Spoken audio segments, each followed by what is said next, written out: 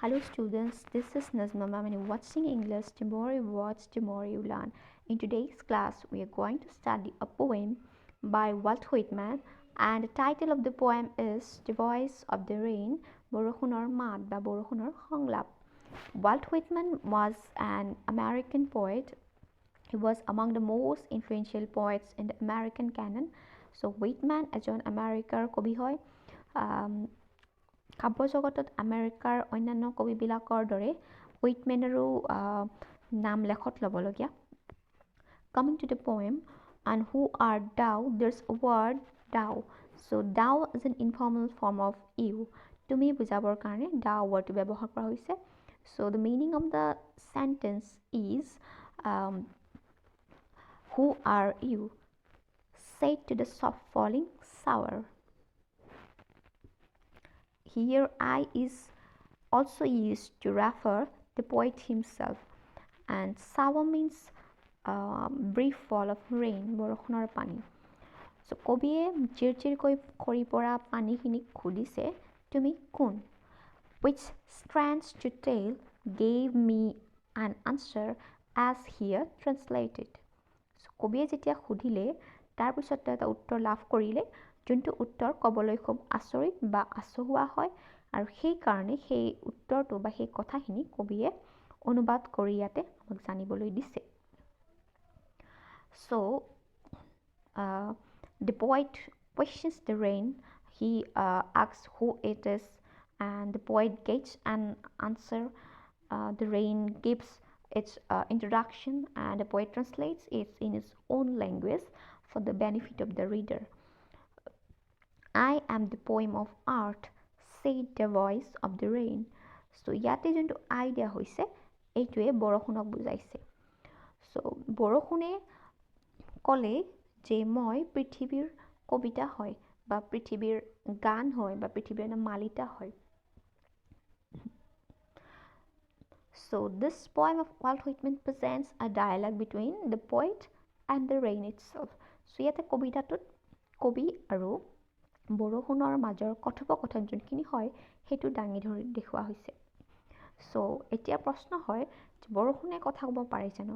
নিশ্চয় নোৱাৰে। So ইয়াতে এইটো কবিয়ে এটা সম্পূৰ্ণ কাল্পনিক ধাৰণা তেওঁ কবিতাৰ জৰিয়তে আমাক বুজাইছে যে বৰষুণ আৰু তেওঁৰ মাজৰ কথাখিনি কি, বা বৰষুণক তেওঁ কি সুধিলে বা বৰষুণে তেওঁক কি উত্তৰ দিলে সেইখিনি আমাক বুজাইছে actually. So eternal I rise, impalpable out of the land and the bottomless sea. So eternal means unending, and impalpable means not able to perceive by touch, চুব নোৱাৰা, ঢুকি নোপোৱা, and bottomless extremely deep, যোনটো গভীৰ হয় বহুত, এইটো বুজাইছে। বৰষুণে এইটো কৈছিলে যে নিৰন্তৰ দুয়োপাৰ কোবাই থকা বিশাল সাগৰ মহাসাগৰৰ লগত বৰষুণ বিলীন হৈ থাকে বুলি কৈছিলে। Upward to heaven winds vaguely formed, altogether changed and yet the same. Winds is also an informal form of where. So the rain rises upwards towards the sky out of the land and the bottomless sea. So বৰষুণে কৈছিলে যে মই আকাশলৈ উৰা মাৰোঁ, পিছত আকৌ ধৰালৈ সৰি পৰোঁ, আৰু তেনেকৈ সাগৰ মহাসাগৰ নদ নদী এইবিলাকৰ লগত বিলীন হৈ যাওঁ।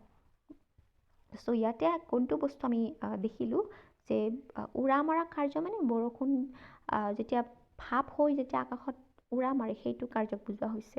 তাৰপিছত তাত ডাৱৰ হোৱা কাৰ্যটোৱেই হওক বা ধৰাত সৰি পৰা কাৰ্যটোৱেই হওক ইয়াতে দেখুওৱা হৈছে। So what we have found in this line is that the poet presents the cyclic movement of the rain. বৰষুণৰ যোনটো প্ৰক্ৰিয়া হয়, ভাপ হোৱা কাৰ্যটো, ডাৱৰ হোৱা কাৰ্যটো বা তলত সৰি পৰা কাৰ্যটো, পৃথিৱীত বৰষুণ ৰূপে অহা কাৰ্যটো, এই গোটেইখিনি প্ৰক্ৰিয়া তেওঁ ইয়াতে দেখুৱাব বিচাৰিছে বা দেখুৱাইছে। I descend to lap the draughts atomies dust layers of the globe. So descent means to pass from a higher to a lower place. উচ্চ ঠাইৰ পৰা বা ওখ ঠাইৰ পৰা তললৈ সৰি পৰা কাৰ্যটো মানে বৰষুণ ওপৰৰ পৰা আকাশৰ পৰা ধৰাত পৰা কাৰ্যটোক বুজাইছে and lave means to wash away ধুই পেলোৱা নিকা কৰি পেলোৱা পৰিষ্কাৰ কৰি পেলোৱা and droughts a period of unusually low rainfall যেতিয়া খুব বৰষুণ কম হয় শুকান হৈ থাকে পৰিৱেশ বা পৃথিৱীখন সেইটোক বুজাইছে and atoms or atom means a very small amount একেবাৰে ক্ষুদ্ৰ বা সূক্ষ্ম যোনটো সেইটো কৈছে চ' বৰষুণে এইটোও কৈছিলে যে বৰষুণে পৃথিৱীত নামি আহি বা ধৰাত পৰাৰ পিছত শুকান হৈ থকা পৃথিৱীখন বা লেতেৰা আৱৰ্জনাৰে ভৰি পৰা পৃথিৱীখন বৰষুণে ধুই বা নিকা কৰি দিয়ে বা সেই লেতেৰাবোৰ উটুৱাই নি পৰিষ্কাৰ কৰি পেলাই বুলি কৈছিলে কবিক and all that in them without me were seeds only latent unborn so latent means hidden লুকাই থকা so এইটো কৈছিলে যে পৃথিৱীত যিবিলাক বস্তু ৰোৱা হয় বা যিবিলাক শস্য আছে বা শস্য আমি যেতিয়া সিঁচো সেইবিলাক বৰষুণ অবিহনে সম্ভৱ নহয় no growth is possible without rain all seeds lying hidden sprout only when it rains বৰষুণ যেতিয়া দিয়ে তেতিয়াহে শস্যৰ সৃষ্টি সম্ভৱ হয় বুলি বৰষুণে কৈছিলে মানে বৰ্ষাৰ অবিহনে যে শস্য সৃষ্টি সম্ভৱ নহয় বা অন্যান্য বস্তুৰ সৃষ্টি হোৱাৰ সম্ভৱ নহয় সেই কথাখিনি বৰষুণে কবিক জানিবলৈ দিছিল বুলি কৈছে So in the sky the rain undergoes some transformation and falls down in the form of water drops so তেনেকৈ ভাপ হৈ যোৱাৰ পিছত আকাশত পিছত ডাৱৰ ৰূপ লোৱাৰ পিছত আকৌ পৃথিৱীলৈ ধৰালৈ নামি অহা কাৰ্য যোনটো হয় বৰষুণৰ টোপাল হিচাপে সেই টোপালে কেনেকৈ পৃথিৱীখন সজীৱ কৰি ৰাখে বা পৰিষ্কাৰ কৰি ৰাখে সেই গোটেই কাৰ্যটো ইয়াতে বুজোৱা হৈছে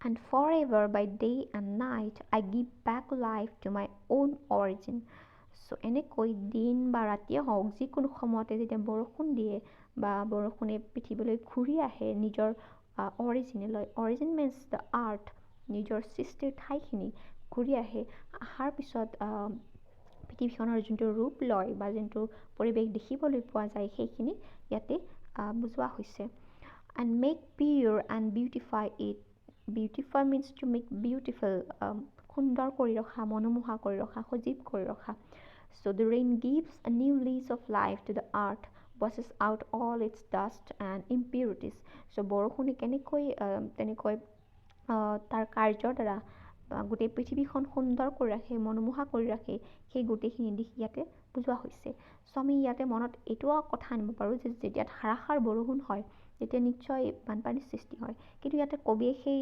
বানপানীৰ দিশটো বুজোৱা কথা কোৱা নাই বা তেনেকুৱা ধৰণৰ দিশ ইয়াতে বুজোৱাব চেষ্টা কৰা নাই আমাক অনলি যোনটো বৰষুণৰ এটা ভাল কাৰ্য বা বৰষুণে পৃথিৱীখনৰ কাৰণে কি কৰে বৰষুণৰ ফলত পৃথিৱীখনত কেনেকুৱা ধৰণৰ বস্তুৰ সম্ভৱ হয় সৃষ্টি হয় সেইখিনি বস্তু ইয়াতে দেখুৱাব বিচাৰিছে বা কবিক বৰষুণে কৈছিল বুলি কৈছে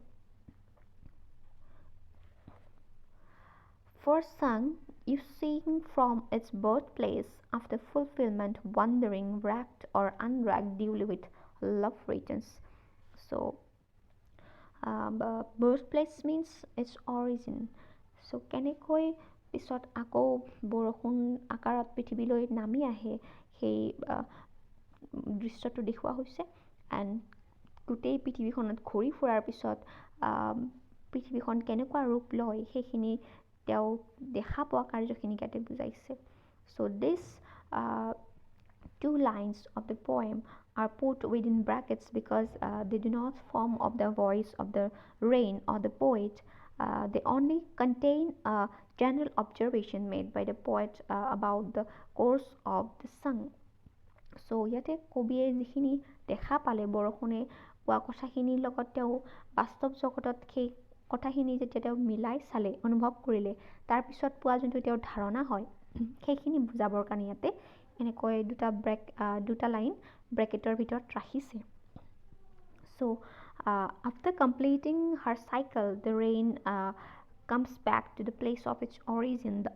earth তাৰ পিছত বৰষুণে কেনেকৈ আকৌ নিজৰ ঠাইলৈ ঘূৰি আহে নিজৰ সৃষ্টিৰ ঠাইলৈ ঘূৰি আহে সেই কথাখিনি ইয়াতে আমি গোটেই পয়েমটোৰ দ্বাৰা আমি বুজি পালোঁ so what we have found after reading this poem is that the rain showers a blessing on the earth day and night it gives a new lease of life to the place of its origin the earth so আমি এইখিনি ইয়াতে পাইছোঁ যে বৰষুণ আমাৰ কাৰণে কি হয় বৰষুণ যে আমাৰ কাৰণে আশীৰ্বাদ পুষ্ট হয় বৰষুণক যে আমাক লাগে বা বৰষুণ নহ'লে যে ধৰাখন চলিব নোৱাৰে বা পৃথিৱীখন টিকি থাকিব নোৱাৰিব সেই কথাখিনি আমাক ইয়াতে গোটেই পয়েমটোৰ দ্বাৰা বুজাইছে যদিও বা ইয়াতে conversation between the poet and the rain বুলি আমাক দেখুওৱা হৈছে কিন্তু মেইন কথাটো এইটোৱেই যে কবিয়ে বৰষুণৰ মাধ্যমেৰে বা তেওঁ আৰু বৰষুণৰ লগত কোৱা কথাখিনিৰ দ্বাৰা বৰষুণৰ গুৰুত্বপূৰ্ণ দিশটো আমাক ইয়াতে